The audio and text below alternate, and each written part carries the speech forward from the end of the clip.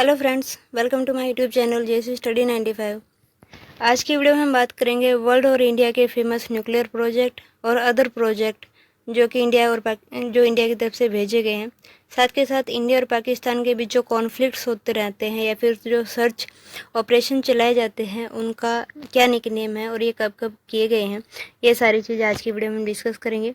ऐसे amazing video के लिए प्लीज़ सब्सक्राइब कीजिए मेरे चैनल जैसे स्टडी 95 को। वीडियो को लाइक शेयर और सब्सक्राइब करना ना भूलिएगा चैनल को। स्टार्ट करते हैं आज की वीडियो को। पहले हम बात करते हैं न्यूक्लियर अटैक की। जो पहला न्यूक्लियर अटैक हुआ था वो 6 अगस्त 1945 को हुआ था और जो दूसरा न्यूक्लियर अटैक हुआ था वो 9 अगस्त 1945 को हुआ था। इससे पहले थोड़ा सा हिस्ट्री समझ लेते हैं। आप सभी को पता है कि सेकेंड वर्ल्ड वॉर हुआ कब? 1939 से लेके 1945 के बीच में सेकेंड वर्ल्ड वॉर हुआ, जिसमें यूएसए ने जापान के ऊपर 1945 के अंदर 2 एटॉमिक बम गिराए, जिसके बाद जापान ने घुटने टेक दिए और जर्मनी में हिटलर की मृत्यु के बाद सेकेंड वर्ल्ड वॉर को विराम दिया गया। ठीक है, अब हम बात करते हैं इस न्यूक्लियर अटैक की। जो पहला अटैक है वो 6 अगस्त 1945 को हुआ हिरोशिमा के ऊपर और इसका जो नाम रखा गया वो क्या रखा गया? Little boy. तो 6 तारीख को जो अटैक हुआ उसका नाम रखा गया था लिटिल बॉय। फिर 9 अगस्त, ठीक 3 दिन बाद, दोबारा फिर से एक एटॉमिक बम गिराया गया जापान के ऊपर, जिसका नाम रखा गया फैट बॉय। कब हुआ ये हुआ 9 अगस्त को। तो इसको याद कैसे कर सकते हैं? पहले छोटा बच्चा गया फिर मोटा बच्चा गया, तो 6 तारीख को लिटिल बॉय आए और 9 अगस्त को आया फैट बॉय। इस छोटे से उसे हम क्या याद कर सकते हैं कि कौन कौन से दिन कौन से एटॉमिक बम को गिराया गया, कहाँ पे? जापान के ऊपर। और कहाँ कहाँ गिरा? पहला हिरोशिमा पे, फिर नागासाकी पे। ठीक है, आगे हम बात करते हैं इंडिया के न्यूक्लियर टेस्ट और उनके निकनेम। आप सभी को पता है कि इंडिया ने अब तक 2 बार न्यूक्लियर टेस्ट किए हैं सक्सेसफुली। जो पहला न्यूक्लियर टेस्ट किया गया था वो किया गया था 18 मई 1974 को। कहाँ पे? ये जैसलमेर में हुआ था और इसका नाम रखा गया था क्या? स्माइलिंग बुद्धा। ये भी राजस्थान के अंदर ही हुआ है और इसका नाम क्या रखा गया? स्माइलिंग बुद्धा। जिस टाइम पे ये न्यूक्लियर टेस्ट किया गया उस टाइम पे भारत की जो प्रधानमंत्री थी वो श्रीमती इंदिरा गांधी जी थी। इस न्यूक्लियर टेस्ट के अंदर जो एटॉमिक बम है उसका जो वेट था वो 1400 किलो था। डॉक्टर PK यंगर इस ऑपरेशन को हेड कर रहे थे, साथ के साथ उनकी हेल्प कर रहे थे डॉक्टर राजा रमणा। ठीक है, इस टेस्ट के बाद इंडिया कंफर्म हो गया एक न्यूक्लियर कंट्री के रूप में, जो UN सिक्योरिटी काउंसिल के जो परमानेंट मेंबर हैं उनसे अलग। अगर मैं बात करूँ दूसरे न्यूक्लियर टेस्ट की, तो जो दूसरा न्यूक्लियर टेस्ट है ये भी पोखरण में हुआ। कब हुआ? 11 से 13 मई 1998 को। और इस ऑपरेशन का नाम क्या रखा गया? इस ऑपरेशन का नाम रखा गया था शक्ति। इस ऑपरेशन का नाम रखा गया था शक्ति। और ये किसने कंडक्ट किया था? ये किया था DRDO और AEC। ठीक है, इन्होंने इसका नाम रखा था शक्ति। और जिस टाइम पे ये न्यूक्लियर टेस्ट किया गया उस टाइम पे भारत के जो प्रधानमंत्री थे वो कौन थे? श्री अटल बिहारी वाजपेयी थे। अगर मैं बात करूँ न्यूक्लियर टेस्ट की, तो इस न्यूक्लियर टेस्ट को हेड किया था हमारे former president doctor Abdul Kalam जी ने और R चिदम्बरम जी ने। ठीक है, और इसी के साथ इंडिया छठी कंट्री बन गया जो न्यूक्लियर क्लब के अंदर क्या हो गई? ज्वाइन हो गई।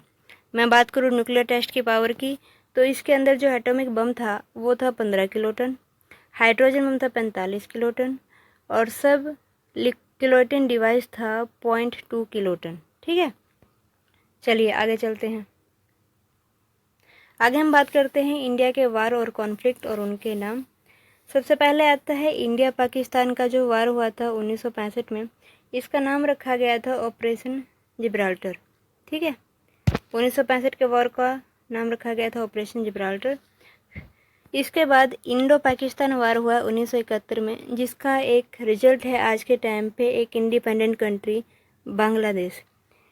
जब ये 1971 में ये वार हुआ था तो उस टाइम पे इंडिया की तरफ से ऑपरेशन सर्चलाइट चलाया गया था और पाकिस्तानी सेना को पीछे किया गया था। और इसी के उपलक्ष्य में 3 दिसंबर 1971 को क्या हुआ था? इंडिया की जीत हुई थी और पाकिस्तान ने अपने हथियार टेक दिए थे। इसी वजह से जो 3 दिसंबर है, 3 दिसंबर को हम विजय दिवस के रूप में मनाते हैं। इसके बाद हम बात करते हैं, सियाचिन कॉन्फ्लिक्ट हुआ था 1984 के अंदर। मतलब पाकिस्तानी सेना ने सियाचिन पे अपना कब्जा जमाने के लिए वहाँ पे अपनी फोर्स को भेजना स्टार्ट कर दिया था। उनको रोकने के लिए इंडिया की तरफ से ऑपरेशन चलाया गया था, ऑपरेशन मेघदूत। कब की बात है ये? 1984 की बात है। यहाँ से पाकिस्तानी सेना आ रही थी, यहाँ से इंडिया की सेना गई और उन्होंने पाकिस्तानी सेना को वहाँ से हटा दिया। और आज के टाइम पे जो सियाचिन है, सबसे ऊंची पोजीशन पे लड़ा गया एक क्या है, जगह है। ठीक है, चलिए आगे चलते हैं। आगे हम बात करते हैं इंडिया के रिसर्च सेंटर जो कि अंटार्कटिका पे भेजे गए हैं। तो अब तक इंडिया ने 3 रिसर्च सेंटर अंटार्कटिका पे भेजे हैं। पहला है दक्षिण गंगोत्री, दूसरा है मैत्री और तीसरा है भारती। दक्षिण गंगोत्री को सबसे पहले 26 जनवरी 1984 को वहाँ पे कमीशन किया गया था, परंतु बाद में यह बर्फ़ के नीचे दब गया। इस वजह से इसको डीकमीशन भी कर दिया गया 1990 के अंदर। इसके बाद फिर एक नया सर्च स्टेशन स्टार्ट किया गया जिसका नाम था मैत्री। ये इंडिया का दूसरा रिसर्च सेंटर था जो कि अंटार्कटिका पे भेजा गया। इसकी जो लोकेशन थी वो स्कैर मेजर ओआसिस थी और इसको जो बनाया गया था वो जियोग्राफी, जियोलॉजी और मेडिसिन की रिसर्च पर्पज़ से इस बेस को वहाँ पे इस्टेब्लिश किया गया था।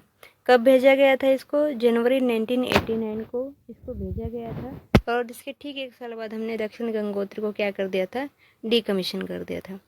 रिसेंटली इंडिया ने भारती नाम से एक रिसर्च सेंटर और भेजा है वहाँ पे। ये 18 मार्च 2012 को भेजा गया था। कहाँ पे? अंटार्कटिका के ऊपर।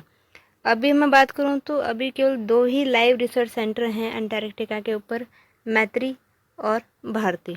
उनकी लोकेशन आप देख सकते हो, ये अंटार्कटिका कॉन्टिनेंट है यहाँ पे। ऐसे अमेजिंग वीडियो के लिए प्लीज़ सब्सक्राइब कीजिए मेरे चैनल जेसी स्टडी 95 को। Thank you for watching.